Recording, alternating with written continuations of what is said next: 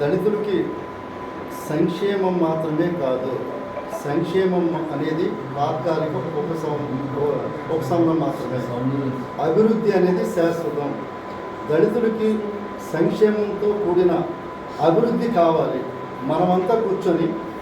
ఒక SC declaration చేసుకుందామని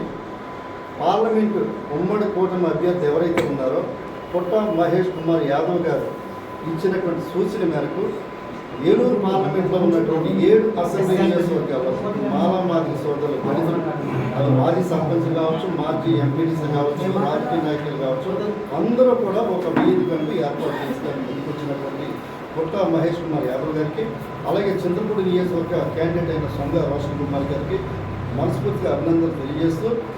ఈ దళితులంతా యాక్టివ్గా వచ్చి మనకంటూ ఒక డిక్లరేషన్ ఏర్పాటు చేసుకున్నాం. మన సమస్యలు ఏవైతే ఉన్నాయో ఆ వేదిక మీద ఉంచుకొని గత 5 సంవత్సరాలుగా మనం పడ్డటువంటి ఇబ్బందులు కావచ్చు, సంక్షేమ కార్యక్రమాల పేరిట దగా పడిన విషయాలు కావచ్చు, మన దళితులు అనేక మంది నోరు ఇప్పుదే దాడులు, హత్యలు,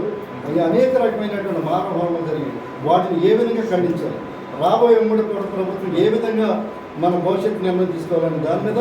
ఒక ఆత్మీయ సమావేశం ఏర్పాటు చేయడం జరిగింది. 7 నియోజకవర్గాల్లో మన చింతలపూడి ఉన్నారుగా, మన చింతలపూడిలో ఉన్నటువంటి ముఖ్యంగా జంగారెడ్డి మండలం గొల్లమందల శ్రీనివాస్ గారి నాయకత్వంలో, జంగారెడ్డి టౌన్ ఎర్లపల్లి ఏడుకొండల గారి నాయకత్వంలో అందరూ ఈగోలు తగ్గించి వివిధ కమిటీలో, రాష్ట్ర కమిటీలో కానీ, మహిళా కమిటీలో కానీ, యువత కమిటీలో కానీ, ఎస్సీ కమిటీలో కానీ మాజీ ప్రజాప్రతినిధులు ఎవరైనా కూడా ముందుకు వచ్చి ఇది మన కుటుంబ సమస్యగా భావించి 17వ తారీఖున ఏలూరు